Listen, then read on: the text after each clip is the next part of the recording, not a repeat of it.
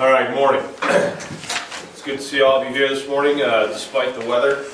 I was remarking to a few of you, I'm surprised how many churches are canceled today. I came in all the way from Cedar Springs without any trouble with the roads or anything like that, so anyway. What we got before us today is lesson 119, and I am dealing a little bit with a cold here, so you'll just have to bear with me a little bit. But we have lesson 119, the Stam GBC controversy, part 3. The reason I'm spending so much time on this is to make sure that we get some of the stuff down, both on paper and also for the record. I ran into a website a couple weeks back that had sort of a timeline of major events in major dispensational events in history, and it mentioned a split between Stam and Baker, and then it said something only to the effect of reasons unknown, which I thought was interesting that the person would put it that way, because probably didn't really know what all of the reasons were. So we are spending some time on this to make sure that we are being fair to both sides and hearing from people on both sides of this dispute, both the side of the college and the GGF and also the side of Stam. What we've looked at so far is we spent a lot of time looking at the spring 1966 publication of Spirit of Bereanism by David Weddell. Then we spent time looking at Stam's response to that and Farrell's letter to Baker last time. And then the college's sort of a proposed statement on behalf of the faculty of the school regarding the controversy. So if you look at your notes today, introduction, as the calendar turned from 1966 to 1967, the controversy that began brewing with the GGF regarding their only approved institution of higher learning did not relent. In fact, the new year saw an expansion in both the size and intensity of the controversy.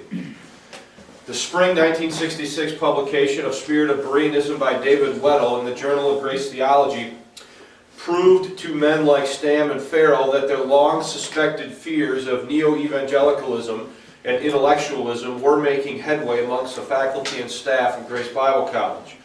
Farrell's July 1966 letter addressed to Baker was the first step in bringing this disagreement to open controversy. So that's review points from 2 weeks ago. Whether or not there was a lull in the controversy during the winter months of 1967 is difficult to determine. While we suspect not, it is important to note that DeWitt's file in the GBC library is relatively devoid of evidence of any letter writing activity during the first 4 months of 1967. DeWitt's files pick up the trail again in May of '67. Please note that we do not think, nor does DeWitt claim, that his file is a complete collection of all the correspondence related to this controversy. What we do know is that DeWitt saved a copy of everything that came across his desk. So I suspect there's not a lull. In other words, the debate is not going away, but there seems to be, for at least judging from this one file, a time period of relative silence with respect to the letter writing that we saw occurring in the previous year. When May comes around of '67, as we're going to see here in a moment, this is going to resume itself, again with some real important things being said on both sides. So, major events of 1967. May 1967, special addendum to Truth magazine. Open letter to unnamed pastor. Now remember that Truth magazine is the official periodical of the GGF. Okay, so this is going to be sort of the GGF side of the emerging controversy. At the top in italics, one reads, "The pastor of one of our Grace churches has written to the college stating that he has received warning that Grace Bible College is becoming neo-evangelical, and since one of the chief tenets of neo-evangelicalism is anti-dispensationalism, he must know if there is any truth to this charge. There may be others who have become upset by similar allegations, and therefore we have felt it wise to print this reply as an open letter." So what the GGF is doing here is responding to the allegations that are being made, specifically by Stam and Farrell, regarding the incursion of neo-evangelicalism and intellectualism into the faculty and staff of GBC. So this is going to be the colleges, partly the response of the college and the GGF to the rumors, and so it's published just in the form of an open letter to kind of give their side, okay? The college defended itself against all tenets of neo-evangelicalism, or, quote, any other ism, which in any way, whether in doctrine or practice, conflict with our doctrinal statement. In other words, the college's position is that they were against any portion of the neo-evangelical agenda that contradicted the school's doctrinal statement. Having stated this fact, they expressed some outrage over why or how such an accusation could be made against them. Now we'll stop there for a minute. Remember when we finished up last week and we were reading about this proposed statement on the part of the faculty where they basically said we should have academic freedom with respect to any subject matter that is not specifically stated in the GGF and the doctrinal statement of the Grace Bible College. So here we see basically them picking up now and publicly setting that forth, okay? So when it says here, the college defended itself against all tenets of neo-evangelicalism, or, quote, other ism, which in any way, whether in practice or doctrine, conflict with our doctrinal statement. So what they're saying is we are against any portion of neo-evangelicalism that would contradict our doctrinal statement. If it doesn't contradict our doctrinal statement, then it's not officially sort of off limits, I guess is what you would say. Which is very, very similar to what we saw at the end of lesson 118 about the proposed statement on behalf of the faculty to the college board regarding their, quote, academic freedom. So let's look at the quote now from this open letter. As you have stated, neo-evangelicalism is an anti-dispensational movement among evangelicals. And we can hardly understand how anyone could even begin to bring such a charge against Grace Bible College, since it is the only school in the country that has for its main purpose of existence to proclaim the Word of God rightly divided, according to the dispensational principle of the unique Pauline revelation. Perhaps we have not sufficiently communicated this fact to our constituency, but we would point out the following facts.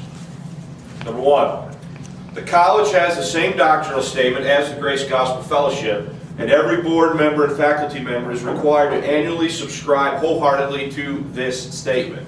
And then I provided it for you here to consider. Number one, the verbal inspiration and plenary authority of the Bible and its original writings. Number two, the eternal Trinity of the Godhead. Number three, the eternal deity and spotless humanity of the Lord Jesus Christ. The total depravity of man by nature. Salvation by grace through faith in a crucified and risen Christ. The eternal security of the saved. The personality and deity of the Holy Spirit. The essential unity of all believers of the present dispensation as members of the one true church, the body of Christ. The privilege of duty of all the saved to walk as children of light. The communion of the Lord's Supper as revealed through Paul for members of the body of Christ till he come. The one divine baptism by which believers are made members of the body of Christ as the only baptism necessary in God's spiritual program in this dispensation of the grace of God. The resurrection of the body, the pre-tribulation rapture of members of the body of Christ, the personal premillennial return of Christ to reign on earth, the eternal punishment of the unsaved dead, the worldwide preaching of the gospel which Paul calls my gospel in contrast to the gospel of the circumcision.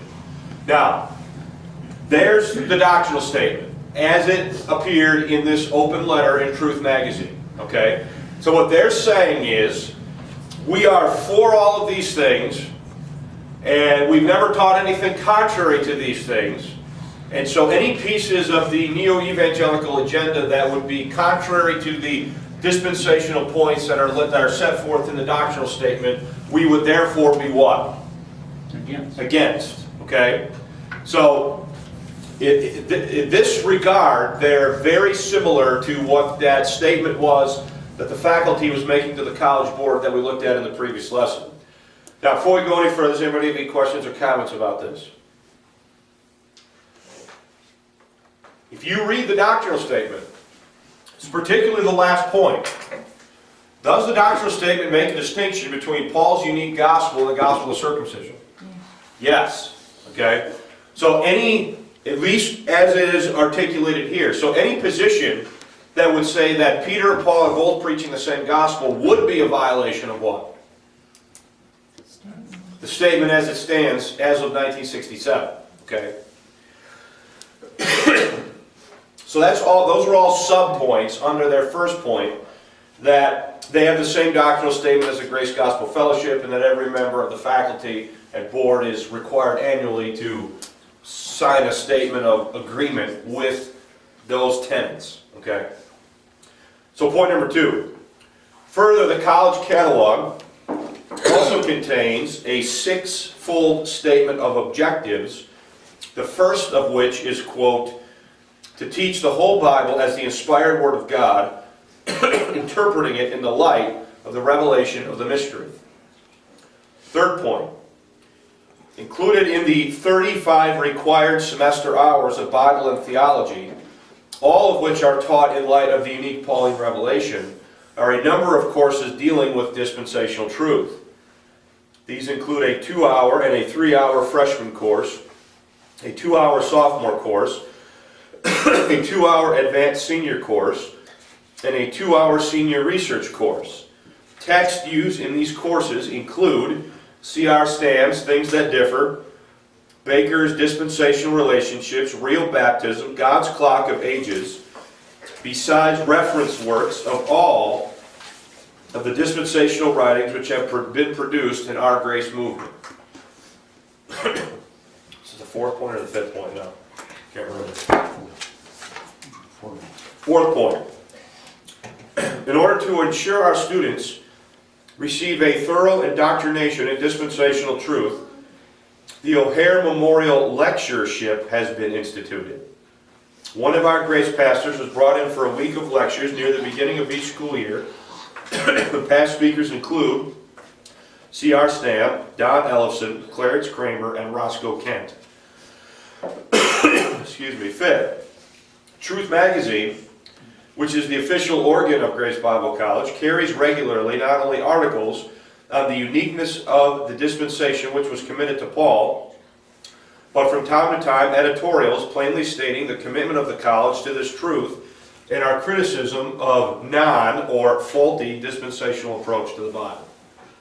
So, they're basically defending themselves here against the idea that they are neo-evangelical, meaning they're anti-dispensational. You need to start seeing something, as I've considered this now for probably more hours than I've ever thought I would think about it. There's some emerging trends here that you need to understand. The first one is this. It was always the position of the college that they were not neo-evangelical in the sense that they were never anti-dispensational. Okay? Their statements, not only on the part of the faculty, which we saw in the previous lesson, but this statement here, do leave open the possibility of exploring items of the neo-evangelical agenda that were not explicitly addressed in the doctrinal statements of GBC and the GGF. Okay? And the faculty and the professors of the school claimed that it was their academic liberty, if you will, to do that so long as they weren't teaching things that were in direct violation of the doctrinal statement.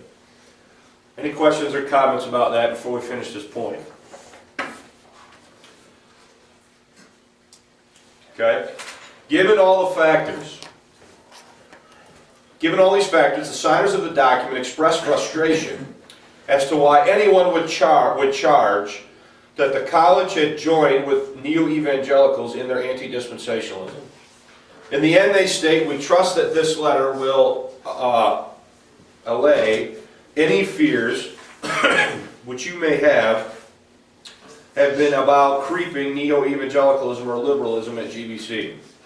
The letter was signed by Charles Baker, Jack Dean, Dale DeWitt, Raymond Rich, Don Ellison, Vern Schutz, Kenneth Springstead, Vern Stromberg, Bill Rigg, or William Rigg, Arthur Anderson, Tessa Baker, and Evelyn Byer.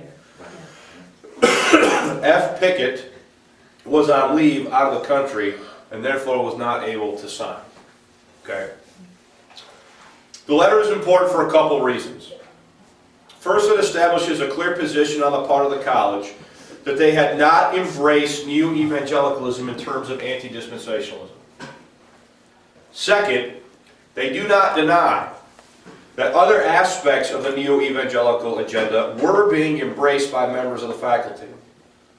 This, of course, left open the door for the entertaining of portions of the neo-evangelical agenda that did not directly contradict the doctrinal statement of the school.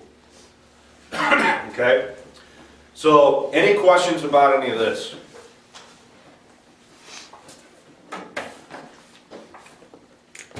No? I can tell you in my recent conversations with DeWitt that basically the way I've described that there is exactly the way he describes it. From DeWitt's perspective, he sees Stam as thinking that because certain pieces of the neo-evangelical agenda were being entertained by certain members of the faculty, that Stam interpreted that as the whole school was anti-dispensational. So he perceived that to be a misrepresentation of what was going on at the college. At the same time, DeWitt was willing to admit that there were, to varying degrees, professors on the faculty that were, in varying degrees, entertaining pieces of the neo-evangelical agenda that they did not feel to be in violation. Now, next week's study, I have a sort of a list of values ascribed to who was most in line with the new evangelicals and who was least in line. And DeWitt has readily admitted to me that he put himself at the top of the list, that he saw himself as having the most in common with their concerns and criticisms of fundamentalism, and that Jack Dean would have been second and Baker would have been third, or the most conservative out of those three, in terms of how much of the agenda of neo-evangelicalism they were embracing. But these are the official statements and the official position of the college. So they are going to say, and will always maintain, and even to this day, that they have never been anti-dispensational. Okay? But they will also, I think, if they're honest, also readily admit that they were entertaining, that some on the faculty were entertaining various pieces of the rest of neo-evangelicalism to varying degrees amongst the faculty, both in the 60s and probably straight on through till right now. Okay? So any questions or comments about that? Yeah? Is the doctrinal statement today, do you know if it's different than what's printed here? Same. It is the same? I believe it's the same by and large. The one point, Tom, that I'm not sure about, because I know that DeWitt has pressed hard on this point, is the last one about the two gospel issue. Particularly in the 80s, when I talked to him, he basically viewed this controversy between Stam and GBC as sort of having different phases. Okay? The first phase was over the Weddell argument, neo-evangelicalism and intellectualism. Okay? The second phase was over Psalm 8. How DeWitt translated Psalm chapter 8, and we'll get into that later on. The third phase of the Stam GBC controversy was over sensitivity training, which is a psychological method of trying to do sort of group support type things. And then a fourth would be over the Gospels issue. So this is the late 60s, this is late 60s, early 70s, this is early to mid 70s, this one is mostly in the 80s. Okay, so, but he viewed, he viewed Stam's issues with GBC as sort of coming in different waves of issues. This one being the first one that leads to a separation, and then these other ones being sort of things that he's still perturbed by even after he's left. Even after he's left the Grace Gospel Fellowship.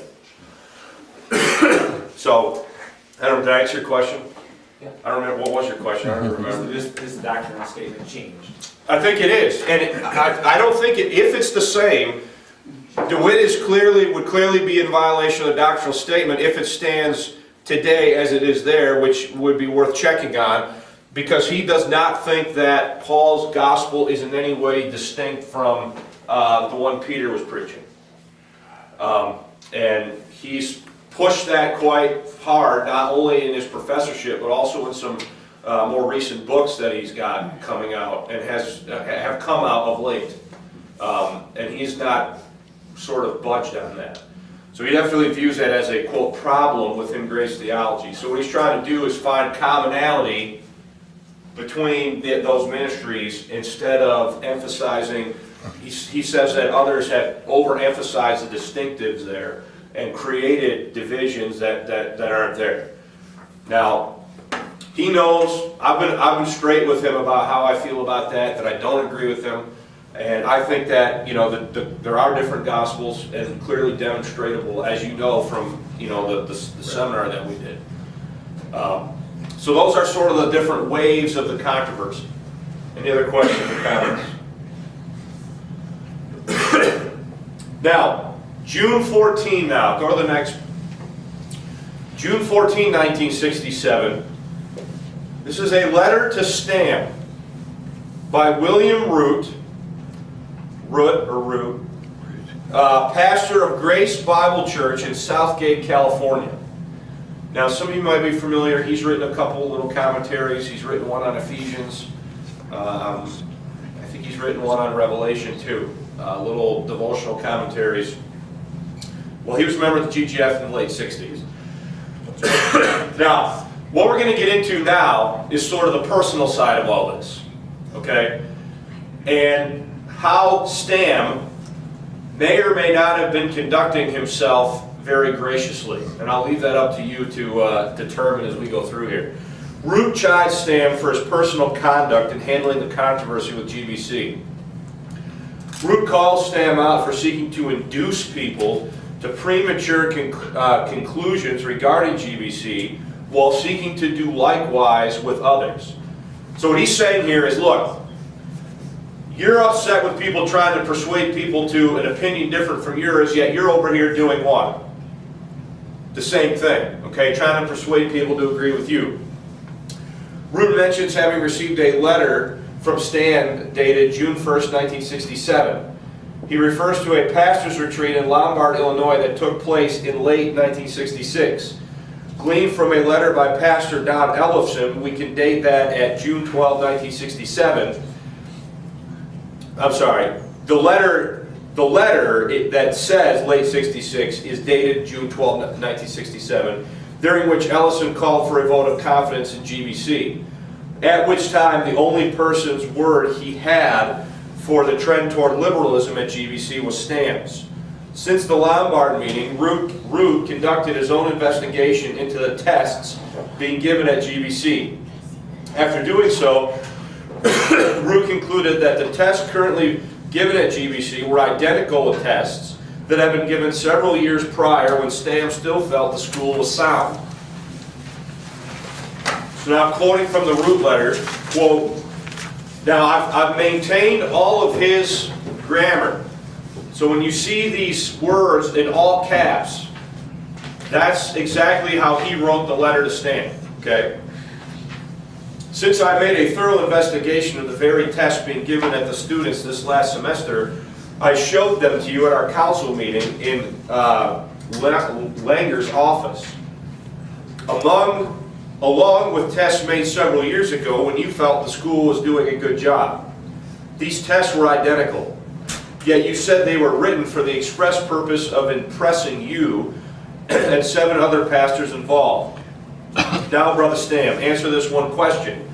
If these tests were written for your benefit only, how could the students taking them this year get grades of between 90 and 100% on them?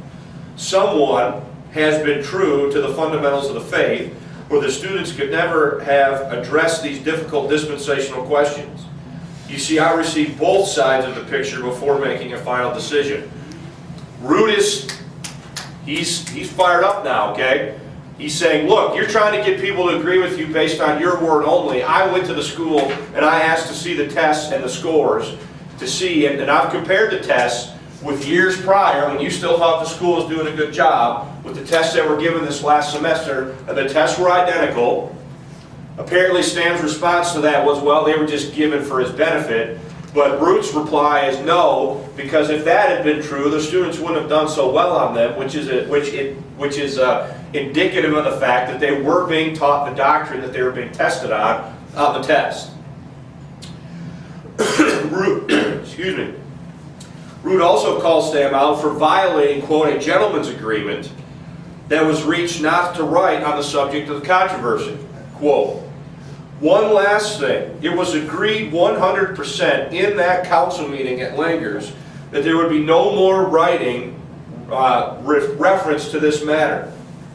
It seems to me that every letter you write, every article you print, is a flagrant violation of that gentleman's agreement, don't you? Brother Stam, you do not know me very well if you think for a minute that I have been gotten to your words or can be gotten to by anyone. Right is right and wrong is wrong, and I will stand firmly for what I feel in my heart is right. As of this moment, I feel you are completely wrong in two areas, in your methods and in your motives. Now, you see what's starting to happen here. It's starting to get personal, okay? And Root is saying, there was this gentleman's agreement that we all said we weren't going to write or talk about this issue in public, and you've been violating it, and with everything you say, everything you write, and everything that you print. So you can see that he's sort of fired up with him here. Stam is scolded by Root for taking statements made by Dean and others out of context and his desire to draw public statements out of them in declaring their positions. Quoting from the letter again.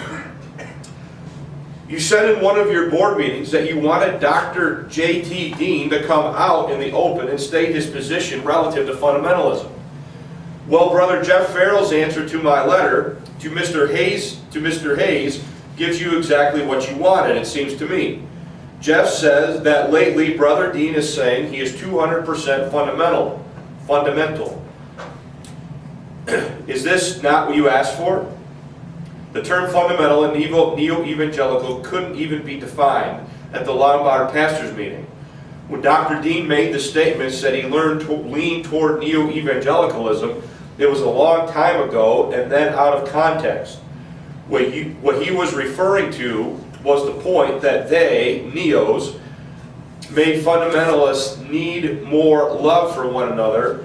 We are proving this right now. So, here you're really starting to get to see the personal aspects of this. After making the point regarding Roman Catholics being fundamental, Root concludes his letter by calling on Stam to use a quote, a little love and grace, and to look ahead to see where the road leads you wish to take us down. We are too small an organization to divide. We need and must have cooperation and togetherness based on the message of God's grace and the revelation of the mystery for which we all, you, the school, and our grace churches, and I, stand for. So, here we see people beginning to question Stam and his motives. I do not suspect that that wasn't going on previous to this letter, but this letter is really drawing it out sort of in real stark terms.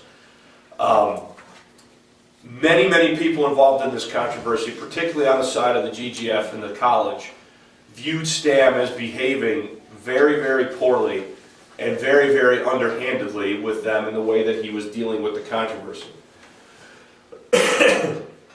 Any questions about any of that? Okay?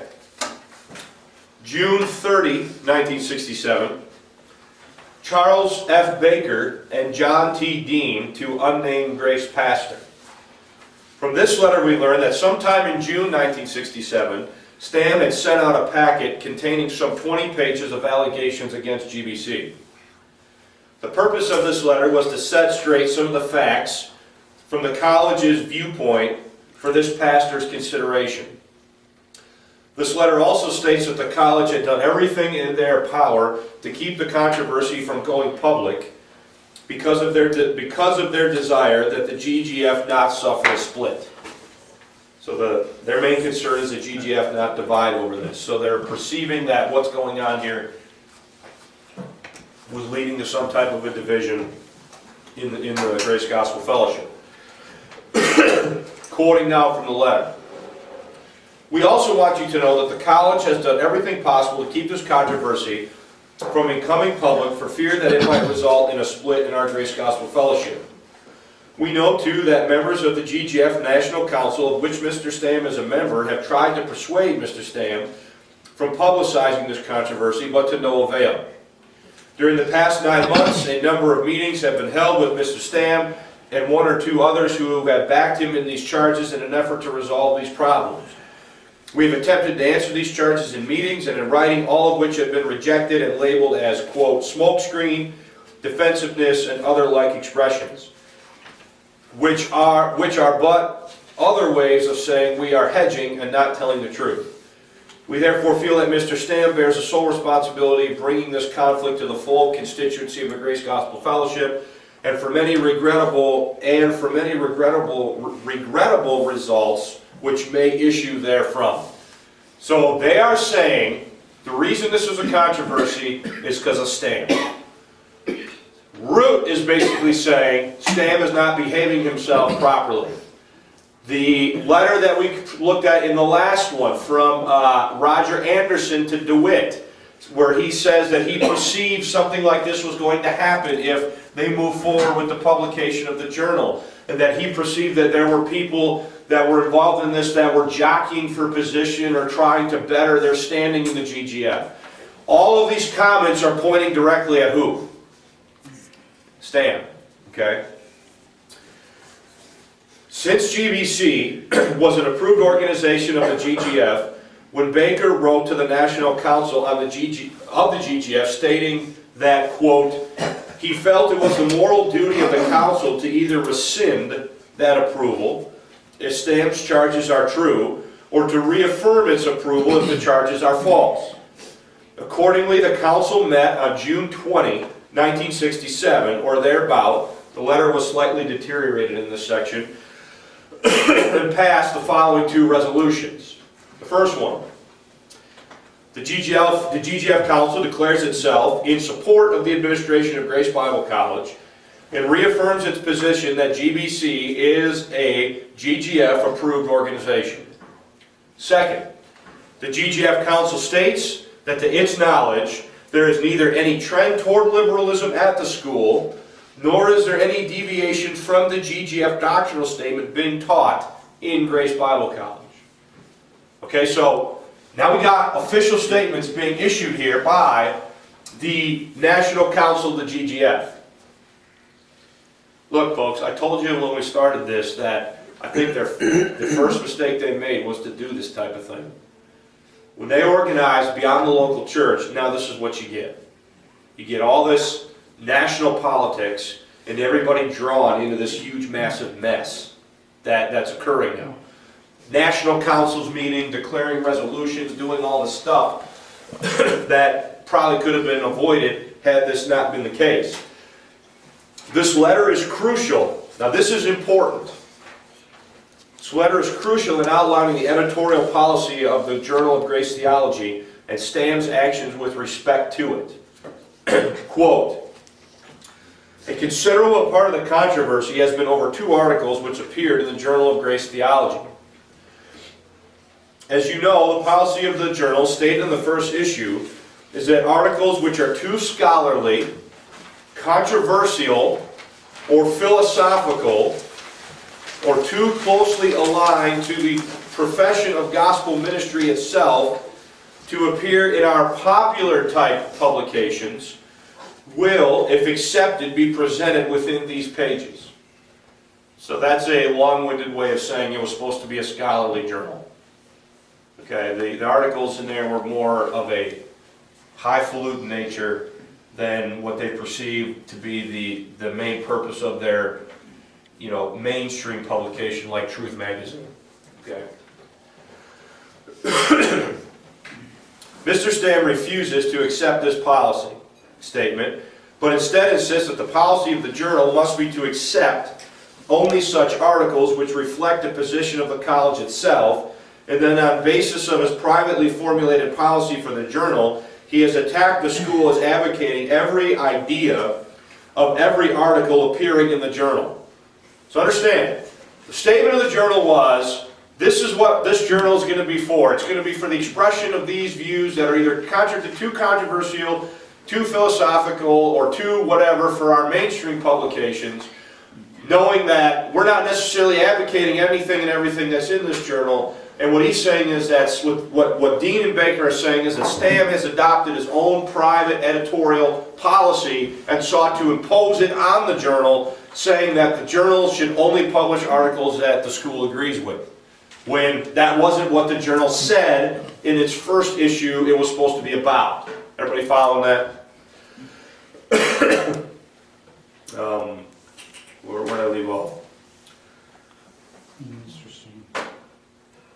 Mr. Stam refuses to accept this policy statement, but instead insists that the policy of the journal must be to accept only such articles which reflect the position of the college itself, and then on the basis of his privately formulated policy for the journal, he has attacked the school as advocating every idea of every article appearing in the journal.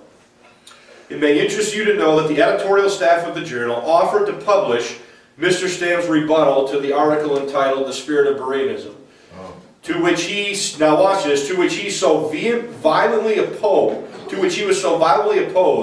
that Mr. Stam refused the offer, stating in a letter to Dr. Dean as of November 11, 1966, in the context of the present situation, I feel this should not be published in the journal.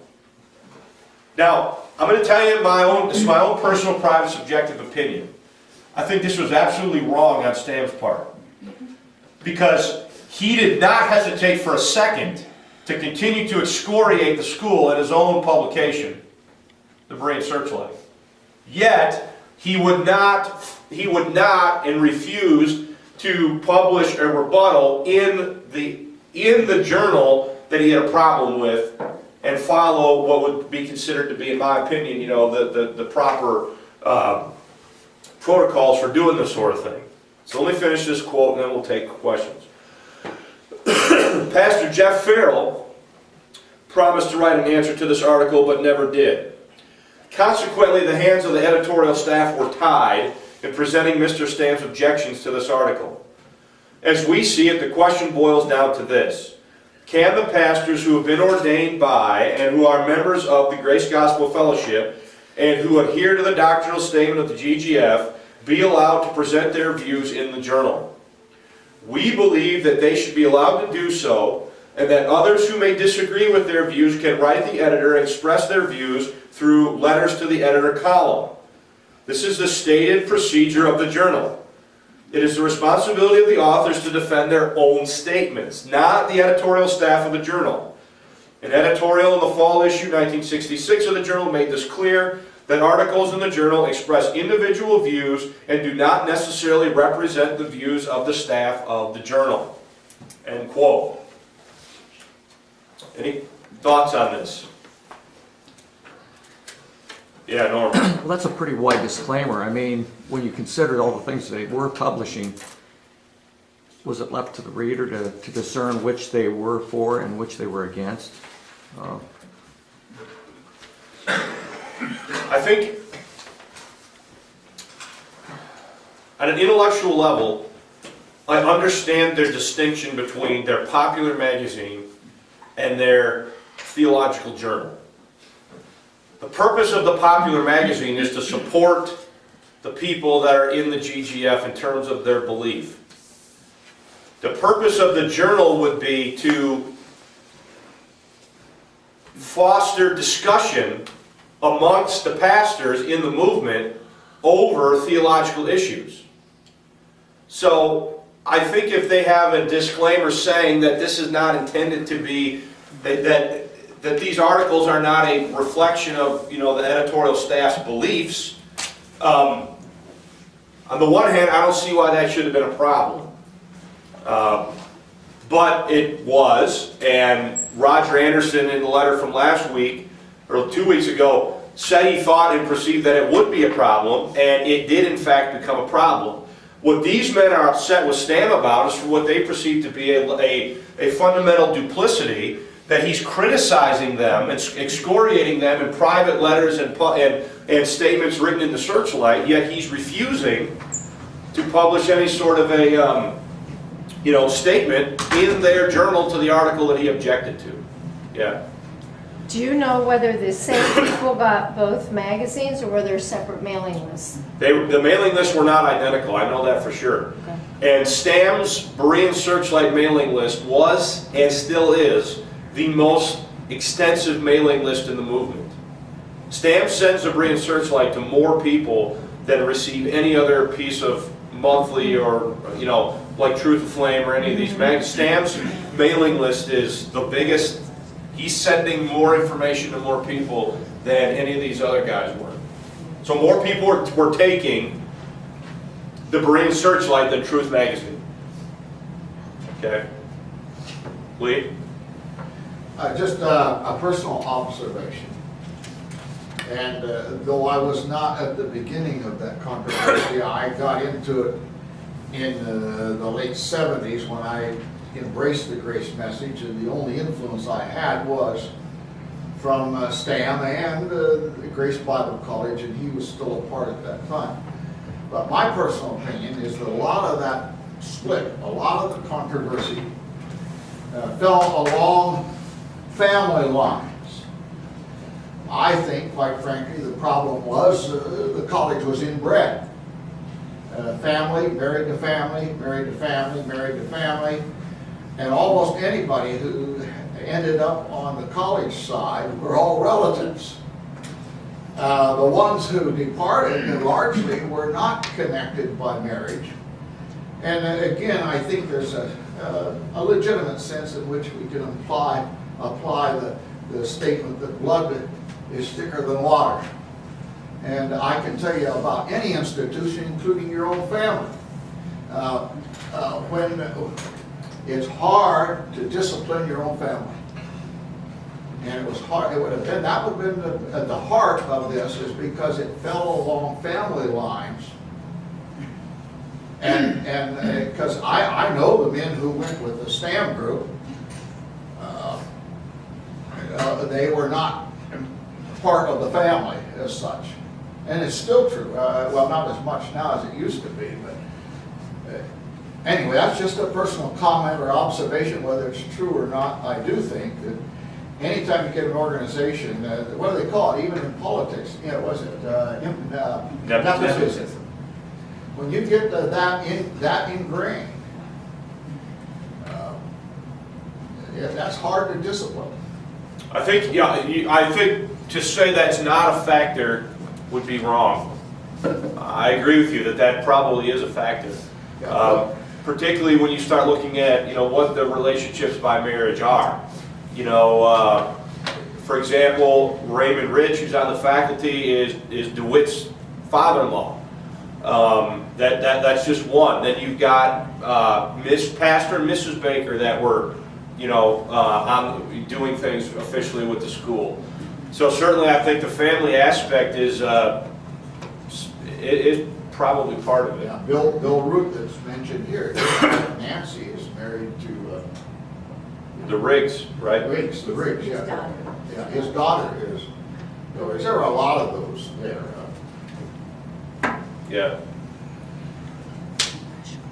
In addition, the letter notes that, quote, within the past 3 weeks, would have been the first 3 weeks of June 1967, the college had received letters from many local Grace churches stating their confidence in the college.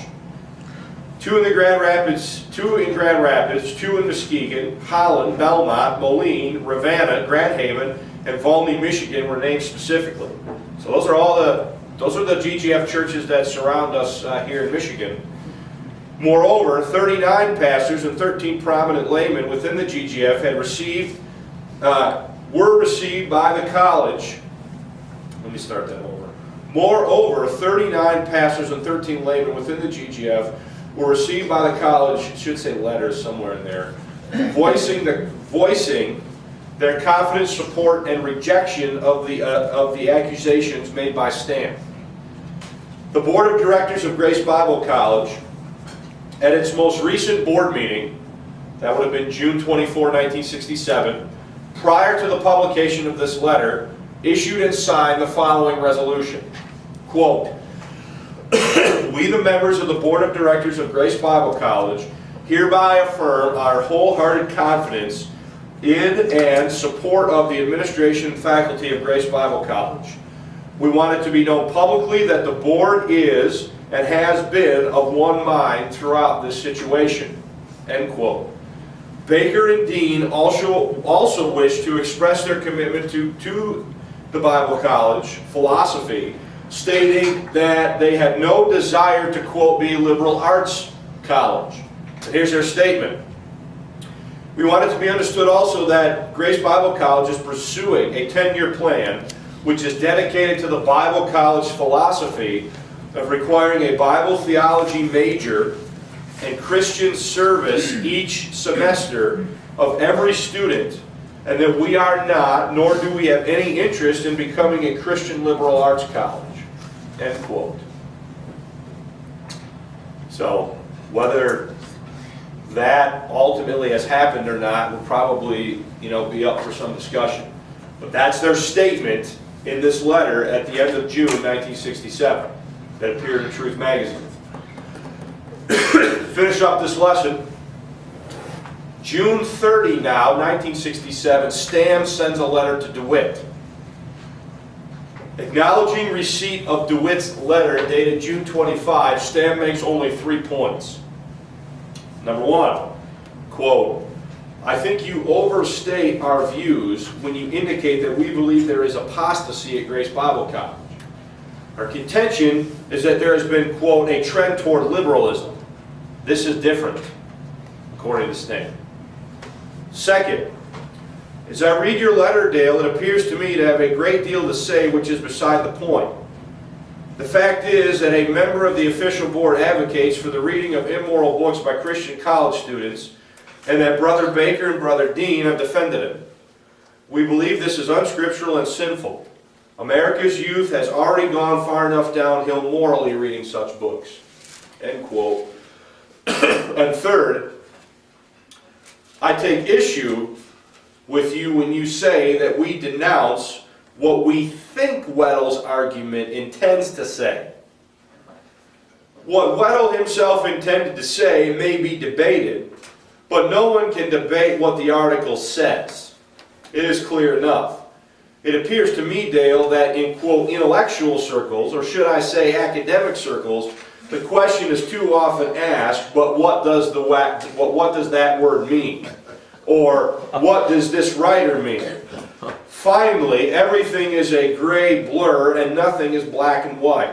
Fundamentalism? What does it mean? Liberalism? What does it mean? This man says so-and-so quite plainly, but what did he mean? It seems to be that this makes for the most confused kind of thinking. I go to a simple dictionary to look up liberalism and fundamentalism, and I find that they mean just what I thought they meant for many years. But the, quote, intellectual comes along and reevaluates everything until nothing seems to have a very specific meaning. God's best to you, Dale. Be assured that I do not hold the slightest ill will in my heart toward any of you." So there you have it. I take Stam to be sort of sticking a dagger in him there, saying, look, it's only amongst you intellectual guys, in academia where things don't have, you know, where we question what everybody means when they say things. So here you have it, okay? You've got this situation that is stirring here, and it's not going to end well. And we've got, next week we're going to look at part 4, the end of 67, and then what happens in 68. And the ultimate decision to leave, and then what the backlash is from Stam's ultimate decision to leave. Just a couple comments I want to make.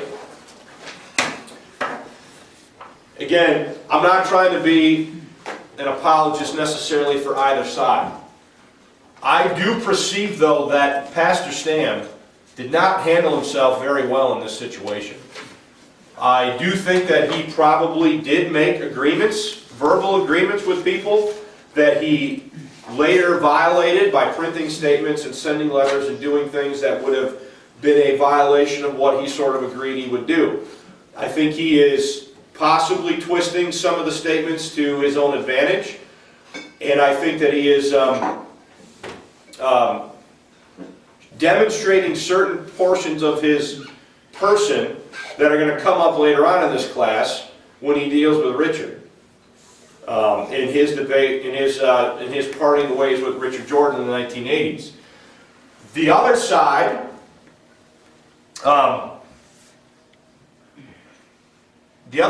a little bit more unsure of what to make of it. Okay, part of me feels that the college and its faculty created such a nuanced statement that they were able to wiggle their way out of a lot of things by falling back on the position that they adopted. And I think that they were able to say to the constituency of the GGF, we're still dispensational, yet we're not teaching anything that's violating the doctrinal statement, yet many things were in there that were being taught and included in the curriculums and so forth that were, yeah, they weren't a violation of the doctrinal statement, but they were neo-evangelical in their fundamental philosophy. So you end up with a situation where both sides, in my perception, are partly right and partly wrong in terms of what's going on here. If you disagree, that's certainly fine. I perceive Stam to be wrong mostly, not necessarily in where he ultimately falls in terms of leaving the GGF, but more so in his attitude and actions and how he deals with it. The college, I think technically they were not. It's again, the argument is so nuanced that they can hold up the doctrinal statement and say we haven't taught anything contrary to these things, but there were a lot of things that were being added to that from the neo-evangelical agenda that would not have been necessarily accepted by a vast majority of the people within the constituency of the GGF. So does anybody have any questions or comments or anything about this lesson? Yeah. Okay, this goes back to my other question. There was Truth magazine being sent out by the Grace Bible College, right? Now, who was sending out the Journal of Grace Theology? The Journal of Grace Theology, as I understand it, was technically a theological journal of the faculty of the college. Okay, so my question before, were those two things being sent to the same people? Or was the Journal of Grace I don't know the answer to Theology that question. just going to pastors, basically? I believe the Journal of Grace Theology was always perceived to be more of a scholarly journal, so it was being sent to probably just the pastors and other institutions of higher learning. Because one of the things that they wanted to do via that journal is put, at least theoretically, is make mid-Acts Pauline dispensationalism relevant to the theological world of their day. And you got to understand, Beverly, that in academia, that's how you do that. You do that by having a journal that has seriously minded scholarly articles in it. And that's what they were trying to do with that journal. which was a different purpose from what the Truth magazine. And I should also say, the Truth magazine was a joint effort, not only of the college, but also of the GGF. Okay? Now eventually the college starts putting out something called Comment, which is just a college paper or something. I don't know exactly what year they started to do that, but Truth magazine was the popular magazine, as it still is, for the GGF. This journal was always intended to be more of a theological, serious-minded, scholarly type, not scholarly type articles. As such, the journal would have been available in the library of any of these institutions that it was sent to. That's the point, yes. So the idea was to get it on the stack in Calvin Seminary, to get it on the stack at Union Seminary, to get it, to send it to Dallas Theological Seminary, and try to make this brand of mid-Acts Pauline dispensationalism relevant in the theological world. But the thing, for internal reasons, fell apart before that really even got started. So when you look at an article like Spirit of Bereanism, there's a reason why the Spirit of Bereanism is in the journal and not in Truth magazine. Okay? And what Stam is saying is, you shouldn't put anything in this journal that you wouldn't put in Truth magazine. That's pretty much what he's saying. And what they're saying is, no, that's not the point. The point of the journal is not to be Truth magazine, the point of the journal is to be a journal. And therefore, this is the type of thing we're going to put in the journal. And Stam was, and they say that in their, in their editorial procedural statements, published inside every issue of the journal. But Stam's attitude was, no, if you're going to put something out, it better represent the doctrine and theology of the college. And they had a fundamental disagreement about that. And then he refused to publish his rebuttal in that journal, while he was writing all these private letters and articles in his own paper and refusing to put a statement there. So, any other questions or comments?